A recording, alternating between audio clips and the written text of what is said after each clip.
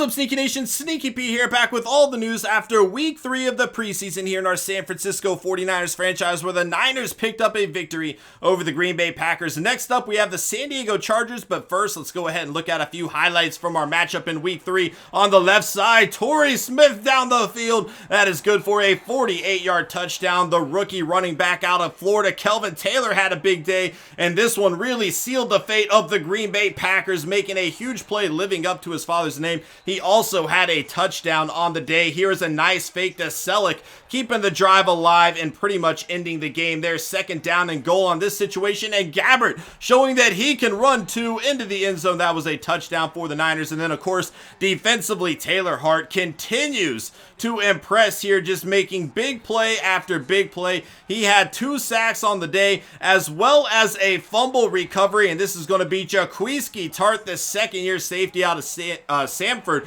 forcing the fumble. Then Taylor Hart with the awareness to recover it. He just continues to make some big plays for us, and we are very thrilled. Ronald Blair also making a nice play there, getting in on the sack. Offensively, Kaepernick, though, did make another poor read, something we've seen a lot from him throughout this preseason. And then Dante Johnson getting burned on the right side of the field. Johnson just really kind of letting us down in the preseason. I'm not sure how much we are going to be able to rely on him in the future. He does still have some potential. We might be able to work with him if we can send him to the practice squad, or at the very least keep him down the depth chart and just allow him to get experience slowly. He might be a guy we can use in the future, but right now, not too thrilled with him. Let's go ahead and get to our practice before our Chargers matchup here. McDonald making a nice little reception there. Here's Selleck out of the backfield going to make a reception. 4th and 3. We need a big time play, and that is not good enough for a first. We're going to have to do it over. 4th and 3 again, and McDonald will deliver the first down. That is good enough to get this San Francisco 49ers offense a gold,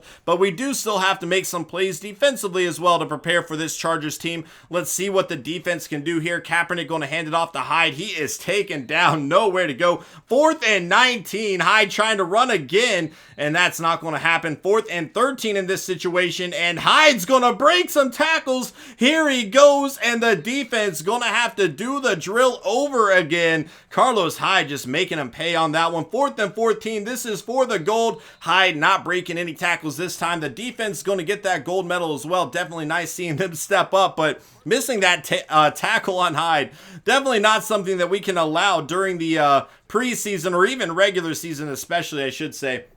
But we have to make some decisions today. It is time to cut 6 players. Now, this game has been acting very weird. Apparently, I was supposed to cut players last week, but they didn't tell me this, and they just went ahead and auto-cut players. Luckily, the players that they auto-cut were players that were likely to be cut anyway, players that hadn't really earned a roster spot in our eyes yet, so it wasn't a huge deal. But I did turn off the option to have the computer fill the roster, make moves and stuff, so I don't like that it's doing this. And we're definitely going to have to keep an eye on some of our younger players that we're excited about. A player like Burbridge might very well be cut by the computer if I don't handle it first. So we are going to have to keep an eye on this as we move forward. But we do still have some tough decisions to make, you know, and some of these guys just haven't stood out to us enough yet. And that's pretty much where we're going to be at with them. And we're going to have to probably make some more cuts after this game too. I'm not entirely sure on that, and that's just going to make decisions even more difficult if that is the case. We cut Glenn Dorsey here, but with the injuries to some of our other players, unfortunately, I'm going to have to sign somebody else. I didn't realize this at the time, but we do end up picking up a defensive tackle. We'll try to show that here in a little bit to kind of to make up for that mistake. Ray Armstrong, we're going to have to let go of him as well. I would have liked to have 4 middle linebackers going into the regular season, but we're really liking a lot of our other players throughout the rosters. And then, of course, with the injuries, it's something that we have to consider as well. More trades happening. Tyson Alulu going to the Redskins here. Interesting move there. And then the rest are just week 3 trades, actually. So here we have Justin Ellis going to the Patriots as well. A good pickup for them. And if we go down a little bit, we're going to be able to look at some of the players cut throughout the league. Brandon Spikes getting cut. Not really sure we have the roster spot for him. Cody Latimer getting cut as well. But with his awareness that he showed in our matchup against them, I don't know that we would like to bring him here. There are some there are definitely some names that we like here, though.